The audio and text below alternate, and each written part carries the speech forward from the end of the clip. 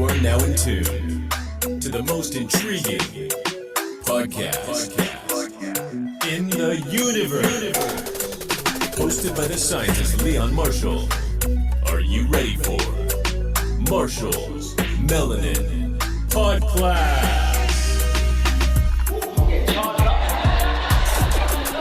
Listen, I am fully energized. Class is in session. You gonna learn today.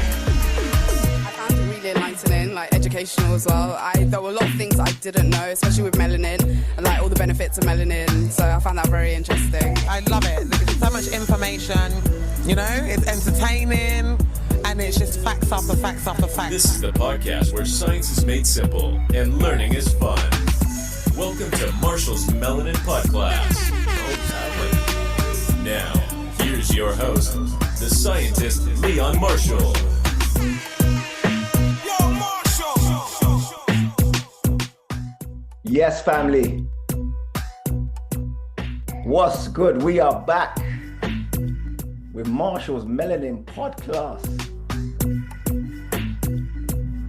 This time we're back on a weekly basis, family. So big up everyone who's tuned in right now. As always, just put some ones in the chat. Let me know that you can hear me clearly, family. Just put some ones in the chat. Let me know you're in the building. Tonight is going to be very fascinating, trust me. Yes, family. We there. Now on tonight's podcast, we're going to be talking about transhumanism again. We talked about that last week, but we got to go into it in even more detail tonight. We're going to talk about digital IDs. These are things that we talked about last week as well, and how it relates to melanin and data collection, all of that stuff. We're going to touch on melanin bioelectronics again.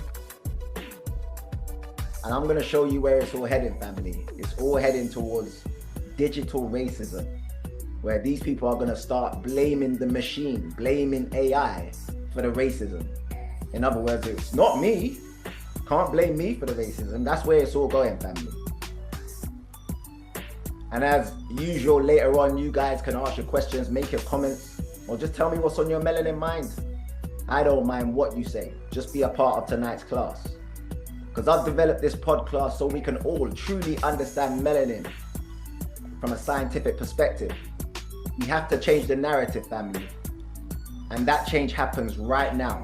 So let's go. I've been to quite a few and I've heard Leon talk at other events, and as usual you do come away learning something. Listen, I am fully energized. That is brilliant. It's just so informative, mind-blowing.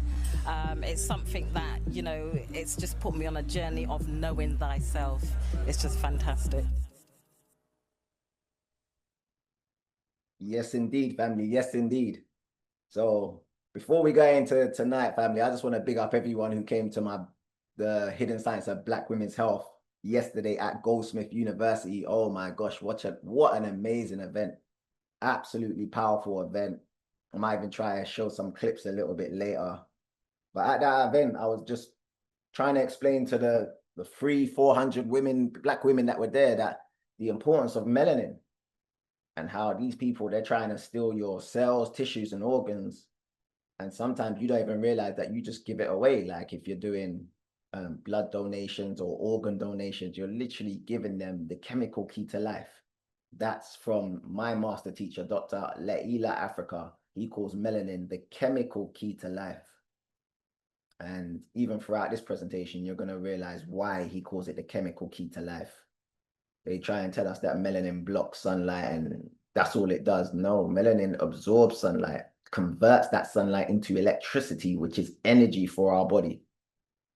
It actually converts all different types of energy. It can convert light energy into electrical energy. It can convert sound energy into vibrational energy, electrical energy, all that sort of stuff.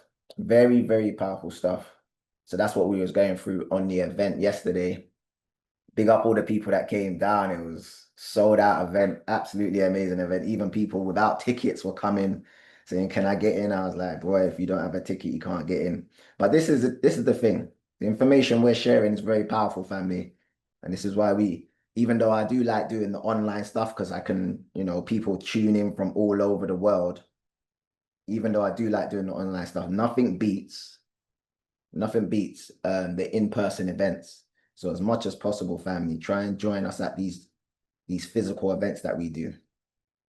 Trust me, when you get there, you'll just feel a difference. Everyone that came, they were just like, nah, I can feel the energy. I can feel the difference when you're actually in the presence of other people, enjoying each other's company, listening to this powerful knowledge. So yeah, tonight we're going to be going over something that people won't really know about with regards to melanin, yeah? And I talked about this last week. I talked about the fact that they're going to start, well, not they're going to start, they've already started to make these melanin batteries, these bioelectronic batteries, yeah, that they're going to start putting into people to help them with disease. So this is one of the scientists that's doing it. And listen to his words, listen to what important components of an ingestible battery. And so our broader vision for this work is really thinking about batteries as they exist today and making them application specific for edible electronics. And so specifically what we've discovered is that we can use melanin pigments. These are the same pigments in your hair and your skin and your eyes as components for these ingestible batteries.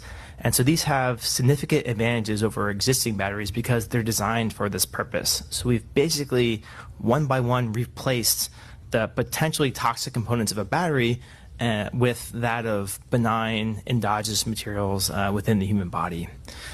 Powerful stuff. And I showed this last week as well. This is where we're going with regards to the brick card, the digital ID cards. This is the future. Can I get another pint, please? Sorry, sir. Your brick card says you've exceeded your alcohol quota for this week. Sorry, sir. Your brick card says you've already flown twice this year. We're having to restrict passengers with higher than average emissions profiles. Sorry, I'm afraid your funds have been temporarily frozen. Your recent social media post did not align with the government's narrative. Sorry, I'm afraid your brick card says you cannot purchase any more meat this week as part of our commitment to achieving net zero. That's where it's heading. All of this digital ID stuff.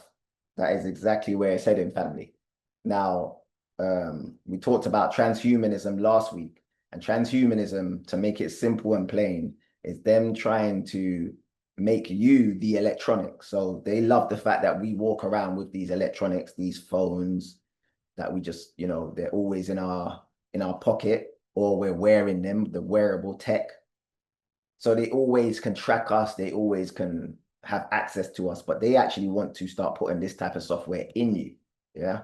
So just look at this image. Again, when it comes on to science, Europeans believe that evolution started with monkey.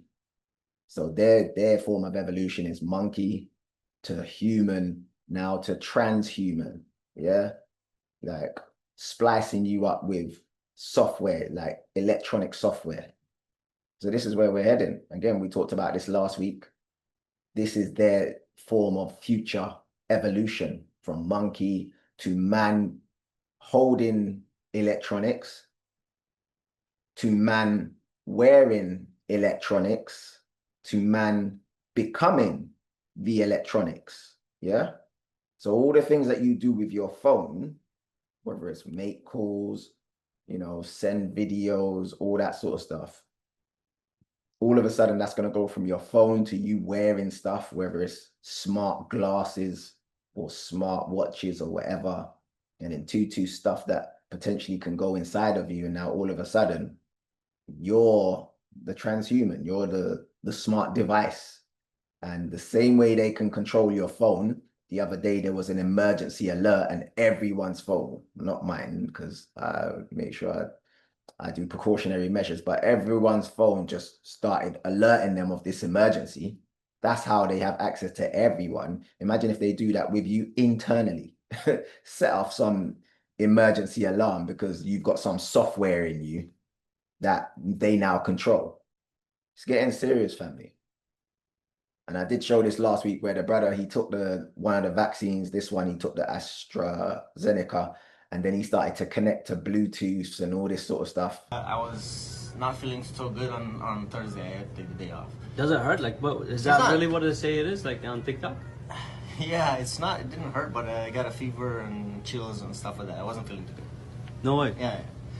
And a little bit sore, but now it's good. Now it's good. It's last week. The only problem is that everywhere I go, everything is trying to connect to me, man. Like Bluetooth connectivity. What do you mean? I got Bluetooth connectivity. I get in the car, my car is trying to connect to me. I go home, my computer is trying to connect. Like my phone is trying to connect. Like everything all the time. How do you know they're trying to connect to you? Like because I keep getting this bloody notification. Check this out. Everywhere I go, I keep getting this notification all the time. It's nuts. You're with AstraZeneca? What the fuck? Yeah. So I keep saying cancel. No. And what happens if you connect to it? I don't know, man. I didn't try it. I'm scared. All right. So that's where it's going. And people might be thinking, how do they get this stuff in us? Well, that's one way, through vaccines, yeah? And I talked about this last week. They're going to start using these nanoparticles. There's nanoparticles in vaccines. Don't believe a word I say. You guys can do your research. But these tiny, tiny nanoparticles, yeah, sometimes they're called smart dust or whatever. Yeah, they're like type miniature computers or just miniature software. And if they put it in a vaccine and then, you know, jab you with the vaccine, now all of a sudden you've got these nanoparticles in you. Now Tutus, maybe next year or whenever they want to turn all that stuff on that's inside of you, now all of a sudden you're a transhuman and you got, you know, software inside of you. And just think about that, because one thing about these people is, despite what they say about slavery, slavery was an amazing thing for them. The fact that they just got these, you know, these Africans, these black people to work for them for free and build up the wealth of the world. You might as well say America, UK, wherever you think about it, the wealth was built off of the labor of melanated slaves. And it worked for everyone. Everyone benefited from it. Even if you was a plantation owner or not, you benefited from slavery and just the economy of slavery. Now, this one is slavery in a different way, because one thing that they could never justify, anyone who talks about slavery, they could never justify owning humans. Never. To this day, they'll try it. They can never justify owning humans. That's why they tried to make it that we weren't humans. They called us 3/5 of a human, because nowhere in the world can you justify owning another human being. You can own a car, you can own a house as property, but another human being, that was a loophole they just couldn't get around. Now they can, because guess what? If they get all these nanoparticles in you, yeah, and now all of a sudden they control the nanoparticles, yeah, so they can get you to do whatever they want or shut you down, or, you know what I mean? Now they don't own you, but they own the software that's in you. So now that gets around the loophole. No, we don't own humans. We own that software though. We control the software and that software's in you. Yeah. And for the people that are thinking, nah, this is some futuristic thing, man. This was from a couple years ago. I got this online, a scientific website called Interesting Engineering. It says by 2030, nanobots in your blood might keep you from getting sick and transmit your thoughts to a wireless cloud. This is what's happening, family. They're going to start doing this. Or I say they're going to start. They probably started already. Yeah. Because again, these nanoparticles, they're injecting it into people every day with these vaccines. So a lot of you, if you took the vaccine, you've got nanobots inside of you. You know what I mean? And they're going to try and say, yeah, those things keep you from getting sick. But the main thing that they do is download your thoughts or try and control your thoughts. And then all of a sudden they've got your thoughts in a wireless cloud. Listen, future's mad when it comes on to this AI stuff, digital ID stuff. And some people will be like, oh, I didn't take the vaccine, so I'm good. I didn't take the vaccine, so there ain't going to be no nanobots in me. There ain't going to be no... Listen, the way that... Remember, that Bill Gates guy, remember he was saying that he's going to start putting all types of madness in food. They might be putting vaccines in food. Do you know what I'm saying?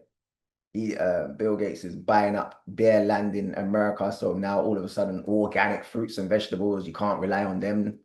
They may have nanobots in them or vaccines and all that sort of stuff.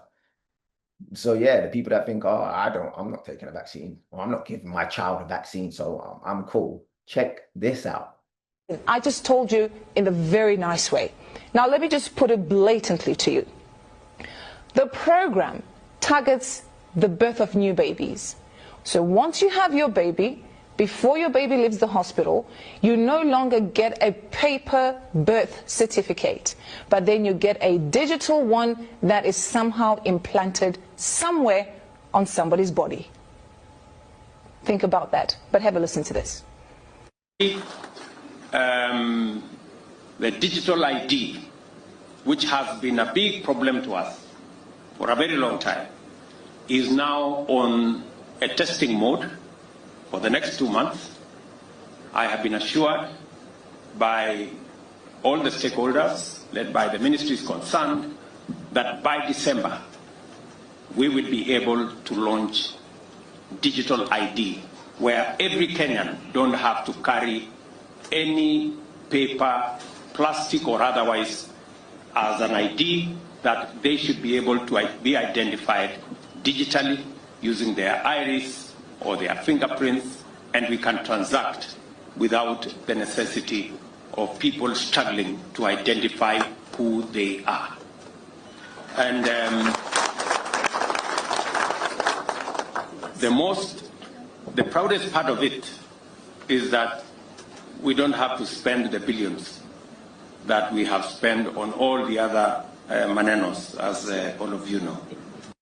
We're taking things that are, genetically modified organisms, and we're injecting them in little kids' arms. We just shoot them right into the vein. Right. Kenya is in serious trouble. Now, for you to accept this, that means you're going to be completely surveilled and controlled. Think about it. So they have targeted the new babies, of course, even the ordinary citizens, the grown-ups, the young ones, the teenagers, and even the elderly ones will receive this digital ID. But they will then create a new generation where they'll be completely under this digital ID and they have no choice. You have choice. So they're saying you won't have a choice. And Carla's like, in Africa first, typical. Of course, they have to start in Africa. Have to start. That's where everything starts. So they have to do it in Africa first. If they can get the Africans to do it, the world's going to follow. Do you get me? So yeah, they're going to start when people have babies, especially if you have your baby in hospital, as soon as that baby's born, tutus, they take that baby away. You don't know what they do to that baby. Oh yeah, we need to inject it with vitamin K. Your baby needs vitamin K or whatever. Nah, mate. They're putting all types of nanobots inside of your baby, then give you back your baby. And your baby's already had a vaccine. They ain't even been in the world 2 minutes and they're giving your baby a vaccine. So it's serious stuff, serious stuff. But when it comes on to protecting yourself, and I shared this on the power of consent last week. So big up the power of consent with their book club on Thursdays. But controlling the conversation now, Neely Fuller Jr., who wrote the powerful book, The Compensatory Counter-Racist Code. In other words, the only person who wrote a code, an anti-racist code that we all should follow to navigate through this system that we're in. He says the way you control conversations with these usual suspects is not to get angry and to petition and to march and to do all that types of stuff and show emotion with them. They couldn't care less. The way you control the conversation with these people, especially when it comes onto your data, your identity, is to ask questions. You stay in the question lane. Never make statements. You ask questions, literally play dumb with them and allow them to give you the information, the data that you need. And we're going to go over this a little bit later. You do it through the process. And this is him, by the way. This is Neely Fuller Jr. He's transitioned. I think he transitioned the beginning of this year, right? Yeah, he transitioned. So now he's an ancestor. But when he was alive, he was on radio every week talking about the system that we live in and how to counter this racist system that we live in. So listen to what he says about asking questions. You do it through the process of compensatory conversation control, which is what we've been talking about all day today. And it's the use of words and how best to go about solving problems. Keep concentrating on this. Problem solving, problem solving, problem solving. What's the best way to solve problems? In a scientific laboratory or when you're talking to someone on a bus, or talking to someone on the phone, and you're about what? Problem solving. What's the best procedure for doing that? Questions and answers. Yes, sir. Why? Because the logical procedure throughout the entire universe is all problems, without exception, are solved through what process? Questions and answers. So the way you control your emotions is that you immediately go into a question mode. Stay in the question lane. Don't stay away from making statements. Now, when you start talking to people about racism and all like that, and say the smartest white people, or the white supremacists rather, are the smartest people on the planet, and someone starts arguing, what you want is conversation control, compensatory conversation control. That's what it's called, so that you don't argue. When you have conversation control, you don't have an argument. What's the best way to avoid an argument? Ask questions. Ask questions, and yes. do not help the person with the answer. So just listen for the person. So powerful. Ask questions, do not help the person with the answer. I wish I had. I'm going to do examples probably in the next couple of weeks of how we as black people, we always trip out when we ask other people questions, because we'll ask them a question and then we'll go into our statement. Can you tell me about, what happened that day last week? Because the thing is, and blah, blah, blah, and then you talk over them, and no, you ask questions, don't help them with the answer. And the reason why this is so powerful is because if you're asking these people who are trying to collect your data questions, which is all of these companies now, pretty much all of these companies, they're all collecting our data. What you need to understand when they're collecting your data is you have every right to ask them about the data they have on you. And that's why later on, we're going to be talking about subject access requests. Again, spoke about this on the power of consent on Thursday, the power of asking them questions. There's something called a data subject access request, where you can go to a company. I've done it with councils, certain councils who I quote unquote owe fines to and owe money to. I send them a data subject access request asking them for the data they've got on me. And oh my gosh, it's very interesting what they come back with. So, and yeah, we need to make sure that we understand the importance of our data, not just our identity, but our physical data as well. Our organs, our tissues, our cells, that's all data, and these people want it. Look at this. Elon Musk says he hopes to start putting brain chips in humans next year. Again, you are the data. Your whole body is going to be data soon.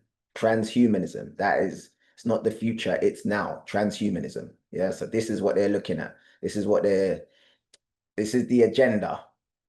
And this agenda started obviously way before 2020, but they started putting it into place with the pandemic, because they knew the one thing about these people, again, Neely Fuller calls them the smartest people in the known universe. They planned for decades. So this little pandemic, they were planning it. And now this next transhumanism thing, they've been planning it.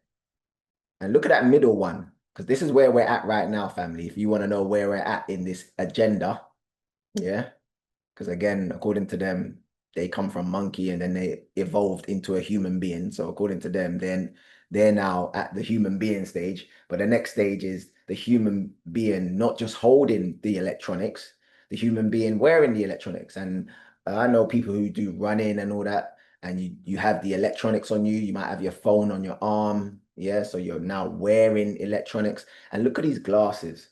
A lot of people are starting to wear these like smart glasses. Yeah. And it just reminds me of like Terminator. And it's funny because if you think about a lot of these movies, it's like they were priming us for decades that this transhumanism thing is coming. Because now when you look back at Terminator, oh, that's transhumanism. That's half man, half machine. Yeah. And look at the shades that he's wearing. It's like they were priming us from long time ago. You can name some other examples like old school films where they were priming us for transhumanism. These types of films like Terminator. You can name some other films where it seems like they were priming us, like putting out these transhumanism films. And now all of a sudden, when they come with the transhumanism thing decades later, it seems normal. Yep. RoboCop, yeah.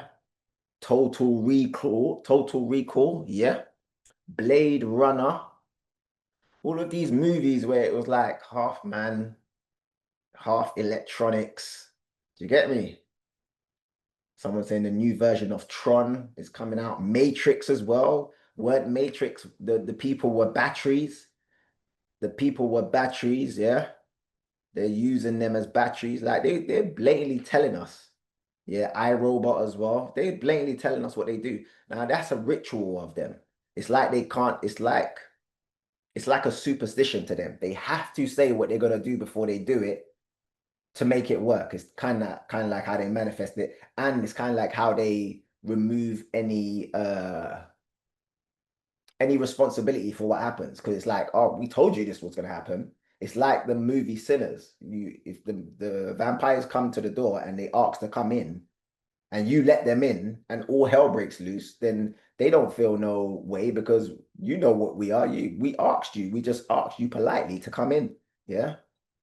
And you should be using that as like an analogy, because they're trying to come into your psyche all of the time. They're always trying to come into your psyche. So one way they ask to come in is through movies.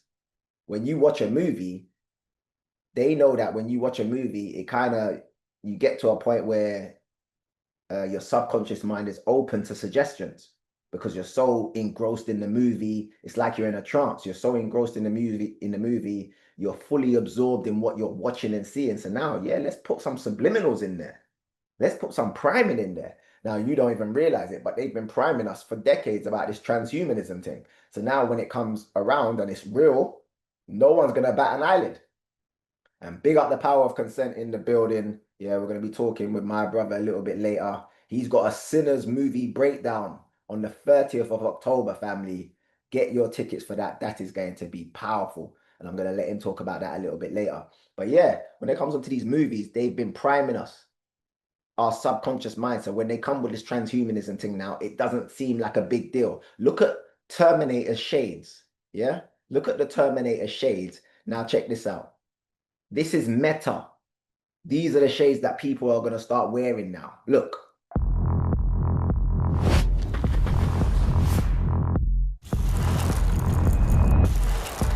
Hey Meta, how am I doing? You have ridden 54 miles. Hey Meta, take a video. Hey Meta, play my hype playlist.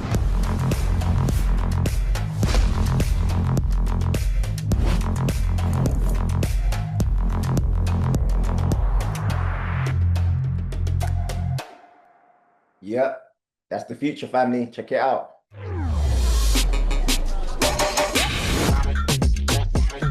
Listen to music without muting the world around you. Live stream your creations from your POV. Take calls without interrupting your flow.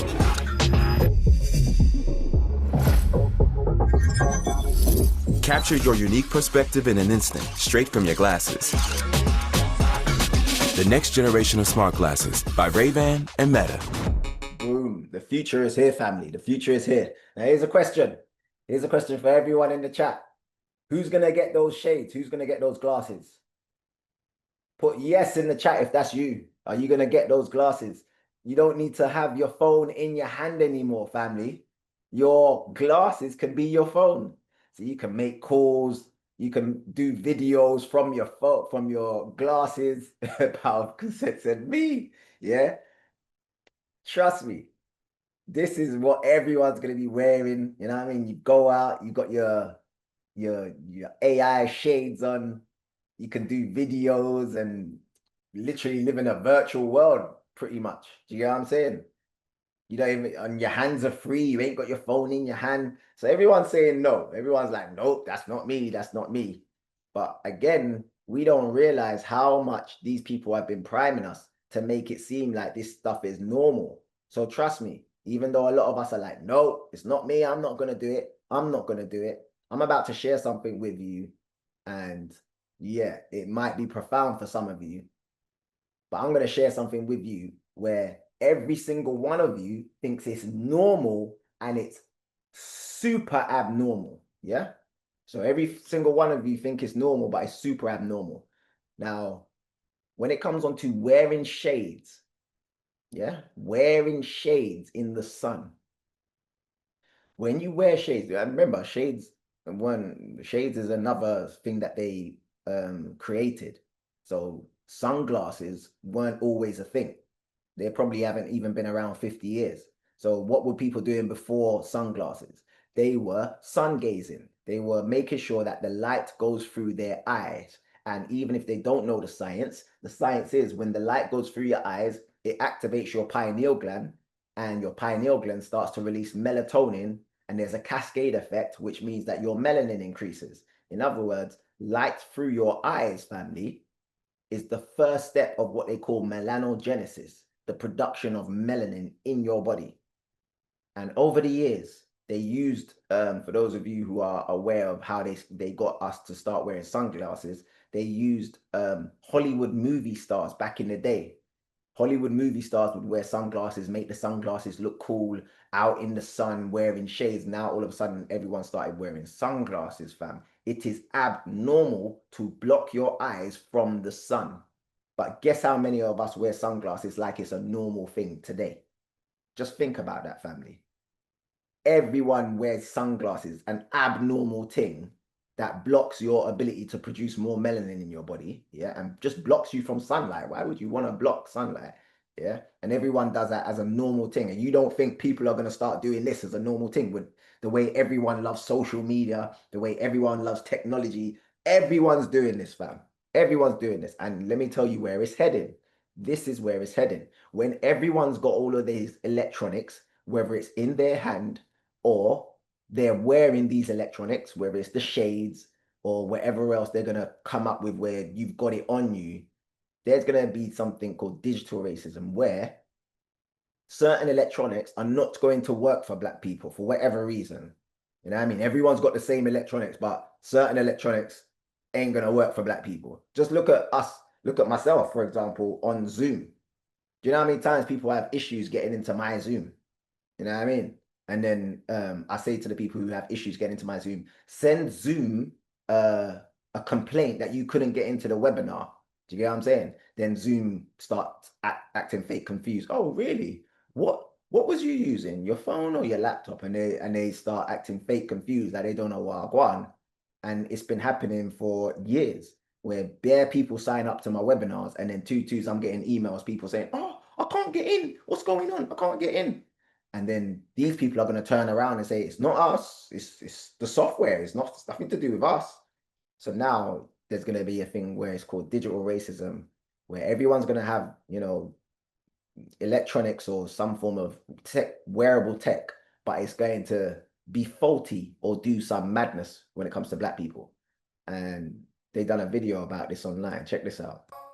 Maybe if you guys could stand over, is it okay if they stand over here? Yeah. Actually, Christoph, you can get even lower. Okay. This is Lee, and this is Christoph. They're two of the hosts of this show.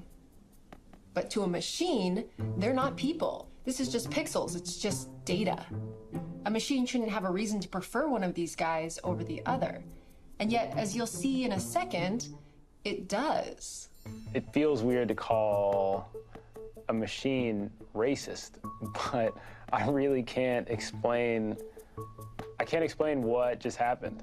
Data-driven systems are becoming a... He said he can't explain what just happened. Yeah, so these things, that we're going to be wearing or that we're going to be using, these AI stuff, they're programmed by people. So he's like, oh yeah, the machine must be racist. No, who programmed the machine, fam? Talking about the machine's racist. That's the worst thing you can say when you're talking about racism, by the way. I'm going to go over that in a little bit. The worst thing you can say is to call them or a machine racist. Like, where are you getting by calling them a racist? I can't explain what just happened. Data-driven systems are becoming a bigger and bigger part of our lives, and they work well a lot of the time. But when they fail... Once again, it's the white guy. When they fail, they're not failing on everyone equally. If I go back right now... You can have neutral intentions, you can have good intentions, and the outcomes can still be discriminatory. Whether you want to call that machine racist or you want to call the outcome racist, we have a problem.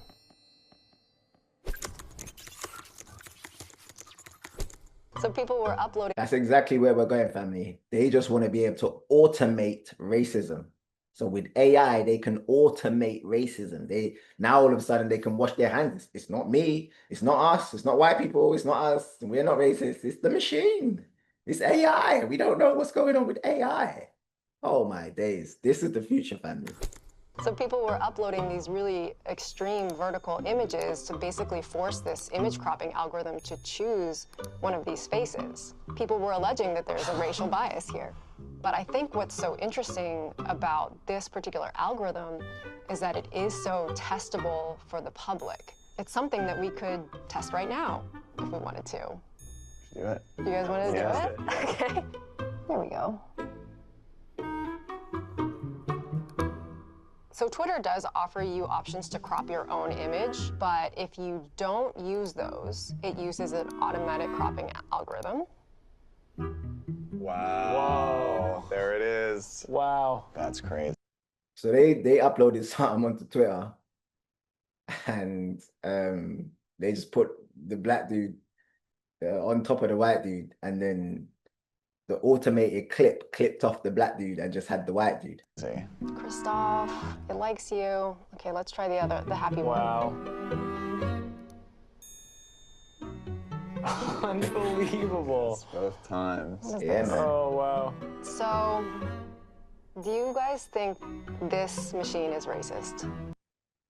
And that's the mistake. Did you hear the question at the end? Do you guys think this machine is racist? That's where they want the conversation to go, because it's a huge deflection. We're talking about machines. That means racist people get away with doing what they're doing. Do you guys, here's a question, black people. Do you guys think the machines are racist towards you? And then we like, fool, yeah, they're racist, man. No. And let me show you something.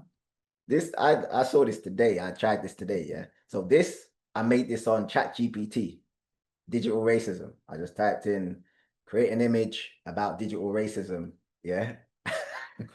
I put into ChatGPT, create an image about digital racism and include an image of a racist.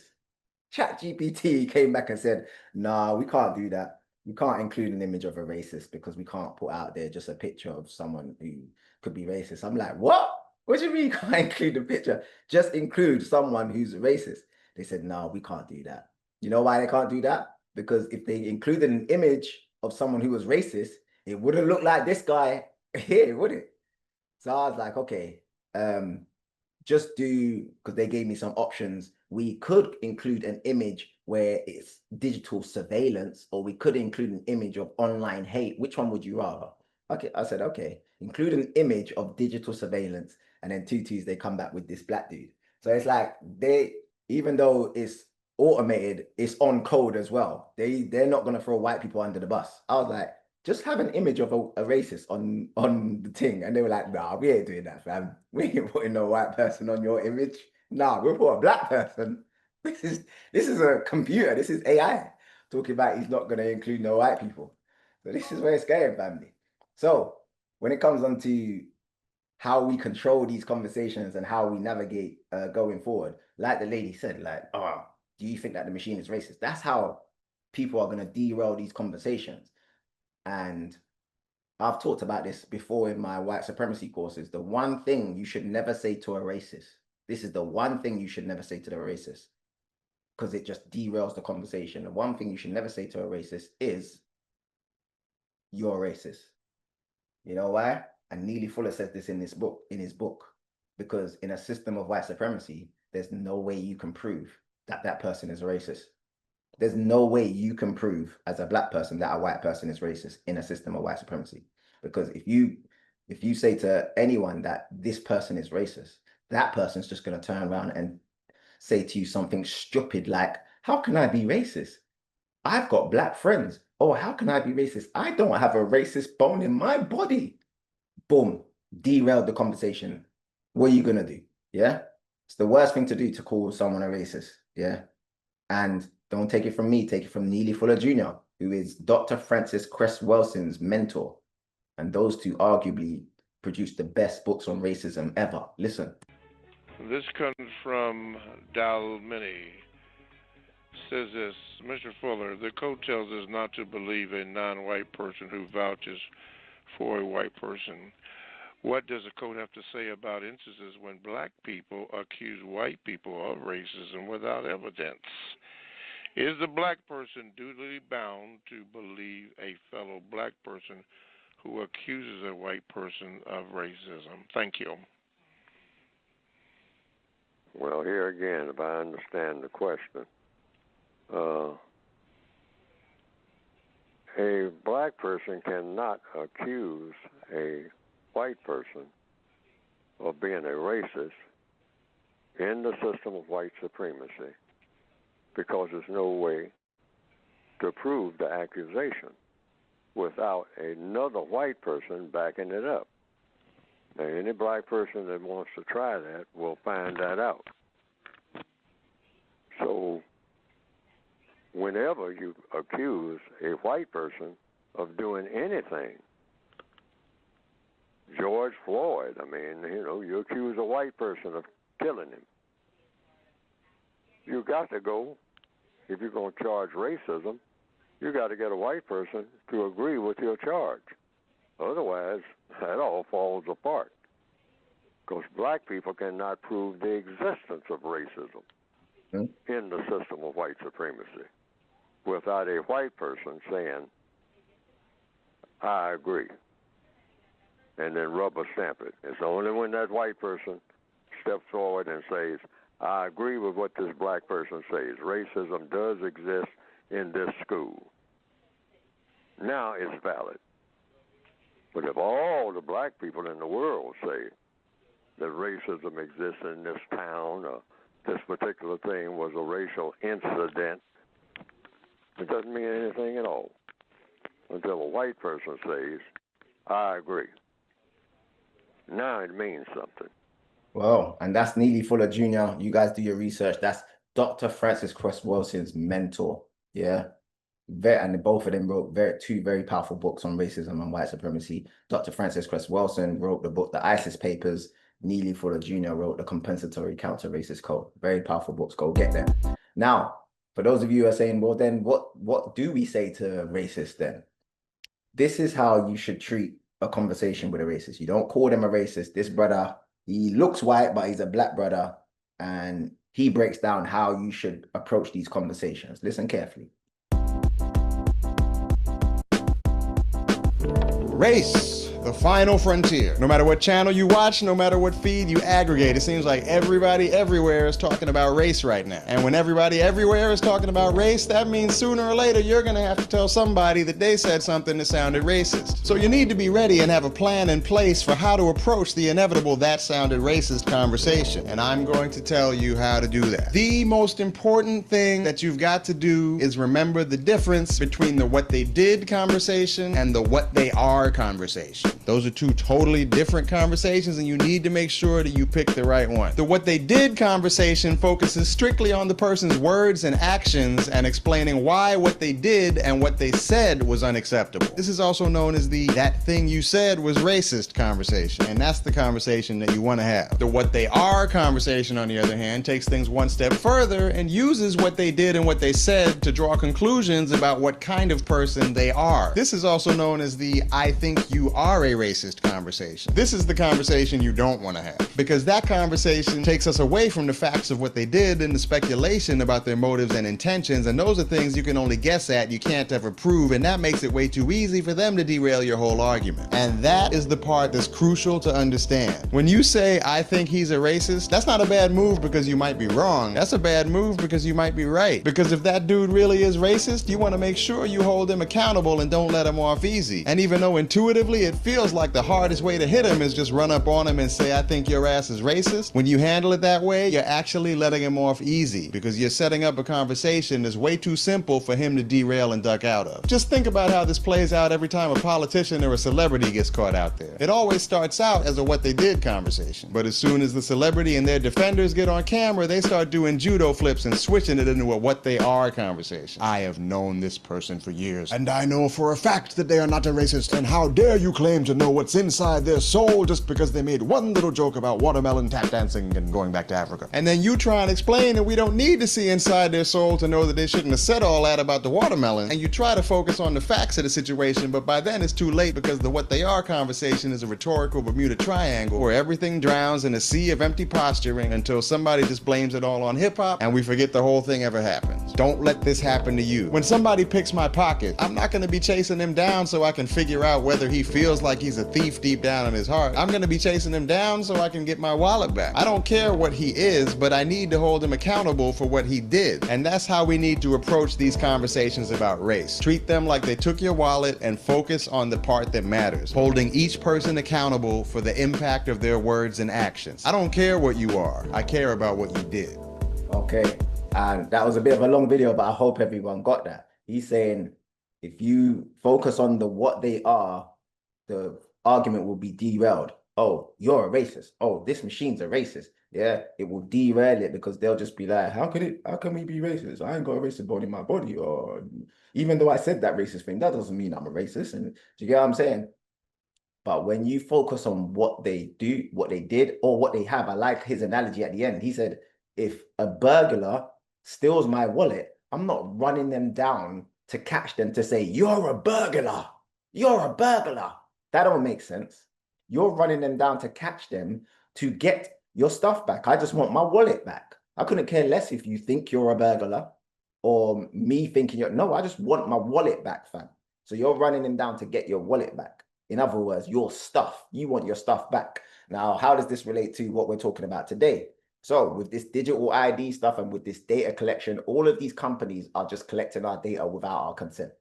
All of these companies are just collecting our data, this digital data and all that sort of stuff. And I told you guys I've done a subject access request where I asked a council what data they held on me. In other words, I'm just asking for my stuff back. You guys got my data. Have you been sharing my data with third parties? Because they all share data with third parties, by the way. So you ask them, have you been sharing my data with third parties? And they have to reply to a subject access request, by the way. I'm going to get Power of Consent to come on and talk about this in a little bit. But yeah, they have to respond to subject access requests. So this is what we need to start doing, family. Stay in the question lane and ask them about the data that they hold on us. They have to respond within a month. So whatever data you believe a company's got on you, you can find that out. Every single one of these companies that is collecting your data, they need what they call a data protection officer. So you just find out who the data protection officer is, and you can send them an email or write them a letter. But we're going to go into that after the Q&A. But just to let you guys know, big up the people that came to the Hidden Sides of Black Women's Health yesterday. Such a powerful event. If anyone came and you're in the chat now, put a 1 in the chat if you was there, boy. It was so beautiful. Yeah, I'm going to talk about the Black Men's Health event in a little bit. But without further ado, let me open up the floor. If anyone's got any questions, yeah, raise your hand if you've got a question, or you can put it in the Q&A. But I'd rather you guys go live, raise your hand. There's no silly questions out here. So if you've got a question, raise your hand and we'll get you on live. And big up the people putting ones, boy. Loads of people came out to the event yesterday. But I know people are going to want to know a little bit more about that subject access request. So hold on 1 second.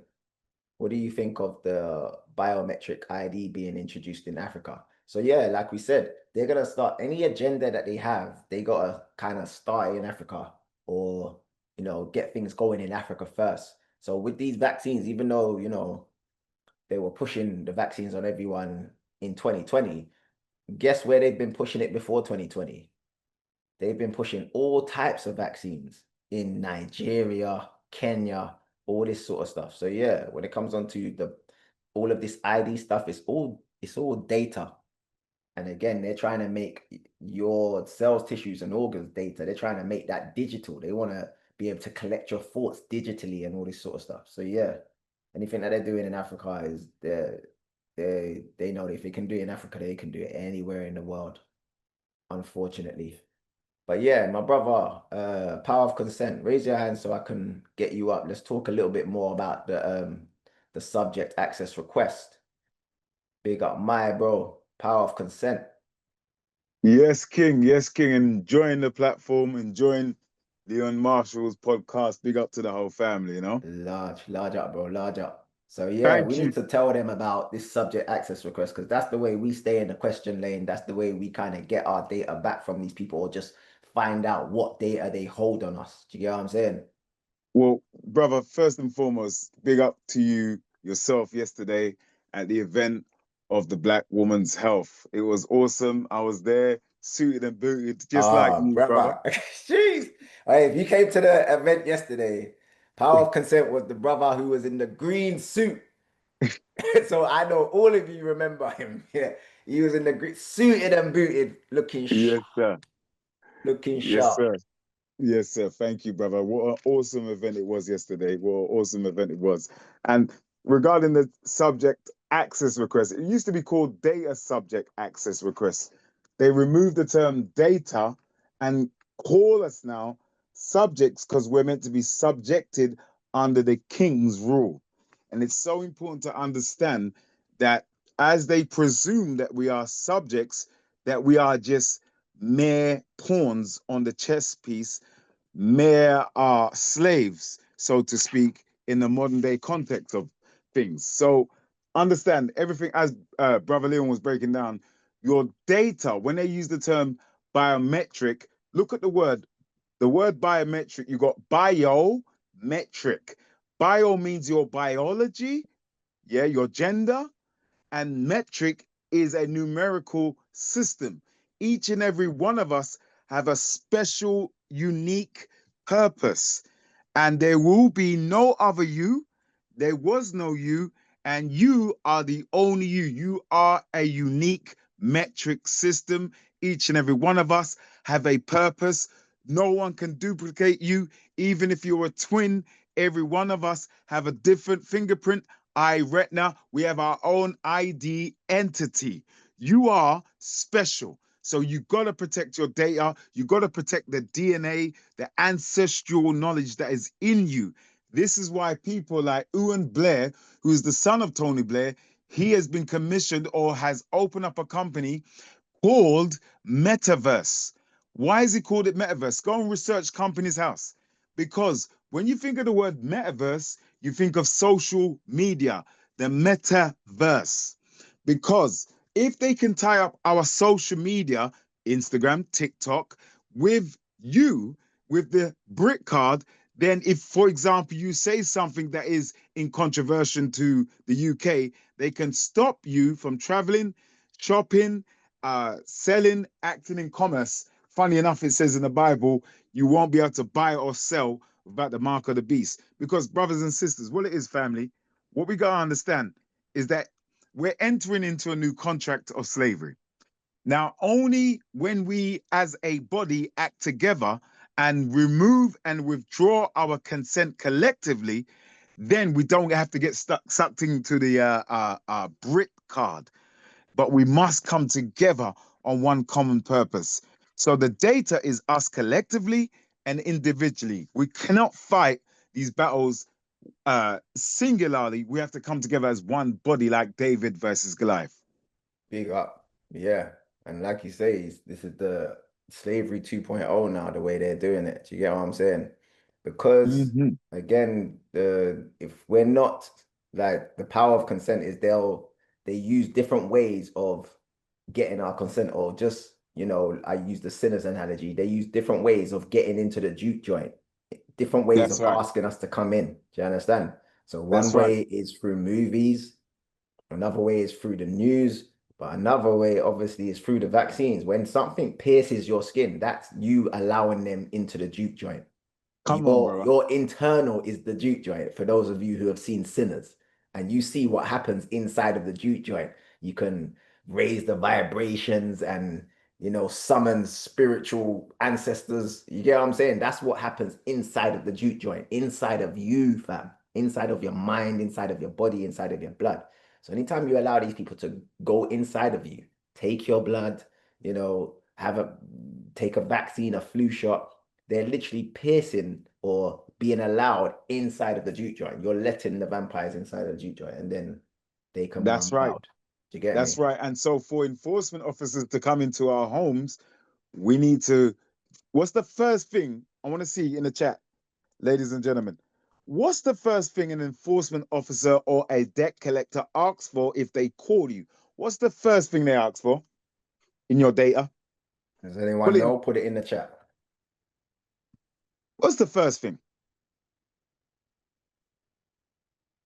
All right, let's have a look. Name. That's right, your name. The first thing is your name. If you have debt collectors calling you, the first thing they want is your first and last name. Did you know, brothers and sisters, that your surname is a thing that was invented very recently? That's for another time to break that down. But they need your name. Same thing with the police. They need your name and then your date of birth and your address. Why? Because they need a living man and woman to confirm the paper version of us. What is the paper version? The paper version is the birth certificate. We break this down at the power of consent. The birth certificate. The new version of the birth certificate is the brick card. It's a new contract. You see? So when you watch films like Terminator, as brother Leon Marshall cited, the T-2000 robot needed the name to get into the house of Sarah Connor. Yeah, Sarah Connor. Yeah, if she didn't give her name, she would not have been shot down. Now, if we can control our names, if we register our names at Company's House now, I'm giving game book club here, and then trademark our names like Blue Ivy did, Beyonce's daughter. Prince done the same thing as well. This is why Warner Brothers couldn't deal with Prince, because what did Prince call himself? He said, I am the man, the artist, formerly known as Prince. Why did he do that? Why did Prince do that? Why did Michael Jackson, why was he able to get his royalties back? And so many others who were musical artists able to get their royalties back. The Sam Cooks, by the way, there is a salute to Sam Cooks in the movie, Sam Cooke in the movie Sinners. Sam Cooke was born in 1932, the same year that the movie Sinners is based upon. Oh yeah, there's so much Easter eggs in that movie, man. But the point, going back to the name, when you own your name, you own your corporation. And if you own your corporation and you're fighting with another corporation, like the Brick Card under Ewan Blair, the multiverse, then you can bring claims because now you own your property. Yeah, you are not your name. Your name is paper. Your name is not bio. That's why they're moving over to biometrics, as Leon said with the scans, because now they need us to give all of our data, but it first starts with your name. So learn how to own your name, trademark your name, copyright your name, so that way you own it and you can bring claims against other corporations. It's called commerce versus commerce. We go into this on our book club on Thursdays, and we'll touch on it on the 30th of October, Black History Month, Sinners Breakdown, Just with let people know regards about to the that, family. free. Just let the family know about that Sinners Breakdown. I posted a link inside the chat. I'll post it again. Yeah. So if you notice, why did they make the vampire Irish? Because Ireland at a time was oppressed by the English, yeah, under Oliver Cromwell. There was the potato famine. Also, the Irish were not classified as white. They were oppressed by the Roman Catholic Church. But before that time, we had the Black Irish, the Black Celts.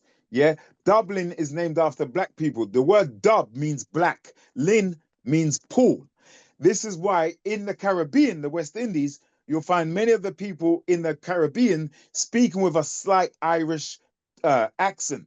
So Ryan Kluger, the creator of Sinners, made the vampire Irish as a symbolic meaning of how the Irish were used as indentured servants to oppress the black slaves. See, we're going to go into it on the 30th of October. Family. There's the link in the chat. Get your tickets, family, for that. That's going to be big.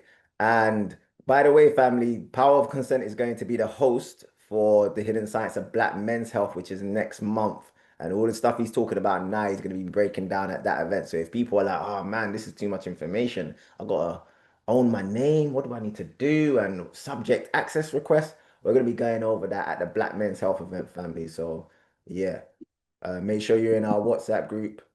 And yeah, you'll get the links to the Black Men's Health event. It was supposed to be at Westminster University, but we've changed the university now. But we're going to give you guys more details about that next week, family. But yeah, there was a couple questions, so let me just quickly go over these. There's a question, two questions in the Q&A. Last week you talked about nanoparticles in transfused blood. This is quite worrying if you are reliant on blood transfusions. So how would one know if they are affected by this? That's a great question. That's a great question. How would you know you're affected by blood that may have nanobots in them? My simple answer is you won't. I showed you the video of the lady saying they're just going to start injecting babies with these nanobots and all that sort of stuff. In other words, they're not even going to wait to try and get your consent later on when you're an adult and say, oh, do you want this vaccine? No, as soon as that baby comes out, they take that baby away from the mother.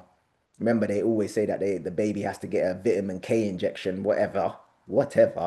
Yeah, your baby needs a vitamin K injection or they may die. So all of a sudden they take your baby away and inject them. And now that's it. Like the thing is, we don't realize as soon as you go into the hospital, you're under their jurisdiction. So you've kind of said yes as soon as you've gone into the hospital. That's right.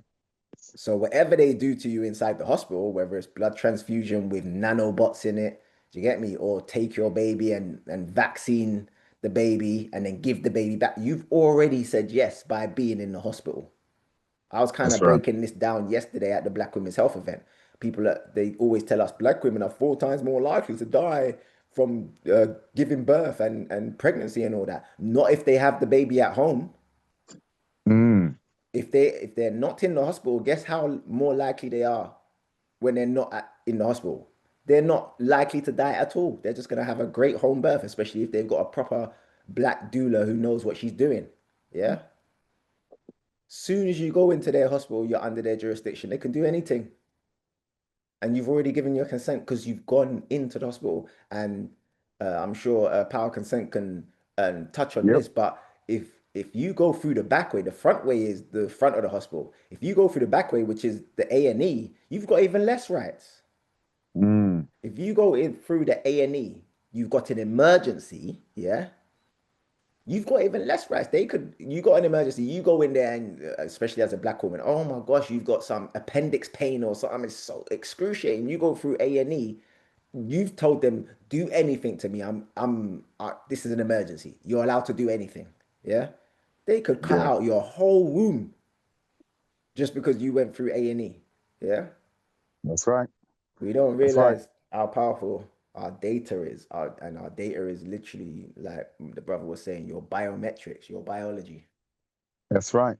I mean, You know, funny enough, the word hospital, if you look at the word hospital, you know, the English language is a language of magic. See, the word hospital, there's always triple or double meanings to one word. Look at the word. And this is what we read. There's a book called The Word Magic. Go and read up on it. yeah, powerful book. Powerful book. The word hospital is synonymous with the word hostile. Hostile. When you look at the word, when you look at hospitals, they have sections where they put you and they call it wards. Wards. Mm-hmm. Did you know the old word for borough was ward? Do you know the current word for when you place people in prisons is called prison wards? Prison wards, yeah. Yeah, oh, wardener. Yeah. So as soon as we go into the hospitals, and by the way, they're called general practitioners or general practice or King's College, meaning students, they're learning. They don't know. Learning, yeah. A GP, general practice, they're generally practicing on you. There you go. They're generally practicing on you. This is it. And when we go in there, even when you enter their ambulances, you're under their jurisdiction. And that's why during the COVID lockdown, if you enter the ambulance and they gave the order for non-resuscitation, then they would determine the death by COVID, even though they deprived the patient of oxygen or resuscitation or using a defibrillator and so on and so forth. Many people died in hospital for negligible causes like the abundant amount of oxygen tubes being placed down people's throats. And then they'll say, oh, on a death certificate, again, birth certificate, death certificate, registration would say death by COVID, and then they'll be paid out insurance. The NHS is a corporation. It's a business. Yeah, they don't care about people. They don't care about human beings. They just care about numbers. And that's why when people go into the hospitals, yeah, if you're in there with cancer, they put you on drip, morphine, and they always predict when the individual is going to die. Why? Because they know they're killing the patients under their jurisdiction. Right. Yeah, that's it, brother. That is it. All right, let me get this last question out. Family, if you've got a question, we're going to finish up now. So if you've got a question, raise your hand. This last question says, you also talked about stem cells and placenta. Medical research is still important to be able to help people, e.g. there are calls for donors and some people have helped. So what is the balance? Not too sure what that question is, family. So whoever wrote that, if you want to get a proper answer, just raise your hand and go live and ask that question. I'm not too sure what you're asking there. So raise your hand if you want to get a good answer to that. Raise your hand now. If not, forever hold your peace. All right. All right, let's finish up, family. So big up everyone who came to the Black Women's Health event. If you did come and you're on Instagram and you got some good footage, if you're posting your footage on Instagram, please tag the Hidden Science Academy at the Hidden Science Academy on Instagram, family. Please tag us in your videos, in your pics and all that sort of stuff. We want to see, you know, your experience at that beautiful event. The sun came out. It was such a beautiful event. Yeah. And again, you guys who are in our WhatsApp group, you'll be notified when we've changed the venue, because we were doing the Hidden Science of Black Women's Health at Westminster University, but we've changed that now. Yeah. And we will be continuing with our weekly webinar, Wellness. You register for that. Wellness is Wealth is every Wednesday. Each Wednesday we'll have a different special guest. Last week we had Leah Salmon. She was the special guest. This week we've got Natel Brandy as a special guest. She's going to be talking about herbs and balancing hormones. Very powerful stuff. Some of the stuff that we were covering yesterday at the event, actually. So make sure you guys sign up for that. And if you are on Instagram, you can follow me at Leon Marshall Online. So we've got the Hidden Science Academy as the Instagram if you guys want to tag all the event stuff. But if you want to follow me personally, at Leon Marshall Online. Donna saying, are the Wednesday webinars recorded? Yep, they're all recorded. The wellness webinars, I've been posting, I'll post it again in the WhatsApp groups, but the wellness webinars, I just post the replays in the WhatsApp group, so you guys can check that out. And same with these as well, the Melanin Podcast, I'll post the replays in the WhatsApp group as well. Yeah, so large up everyone. If there's anything else with regards to questions, you can email us or, yeah, just wait until next week. These are things that we're going to be talking about over and over again, family, because their agenda, I've shown you their agenda in plain sight now. It's this transhumanism thing. They're going to go with digital IDs, and the aim is to make you become the brick card. So they want people to have a brick card, but their main aim is for you to become the brick card. They want the software inside of you. It's easier to control that way. They don't need to worry about you having the phone in your hand or missing the messages. Or no, man, let's get these nanobots inside of you. Yeah. And like the person who asked the question said, how will you know if you've got nanobots in you? You won't. You won't.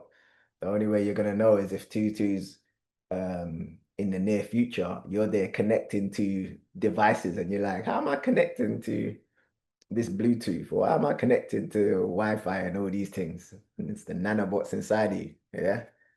So we're going to be covering this on a weekly basis, fam. It's very important that we understand this stuff.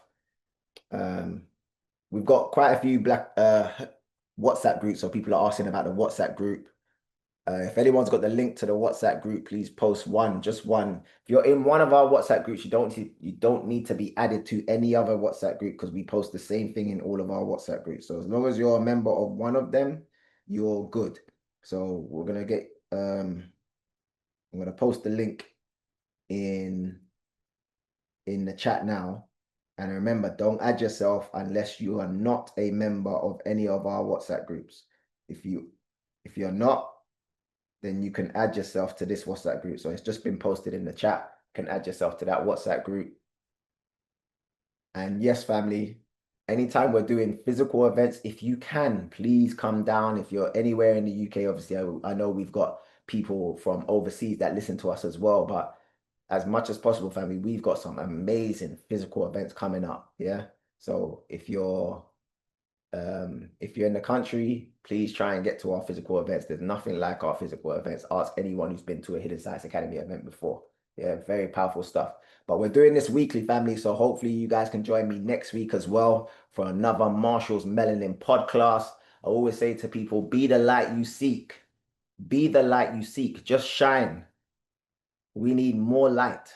We need more love. We need more life. Yeah? So one love, everyone. And I'll see you next week. Genius.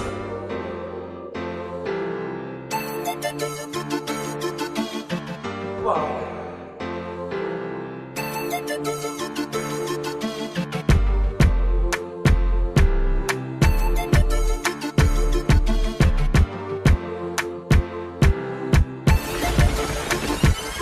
Nothing.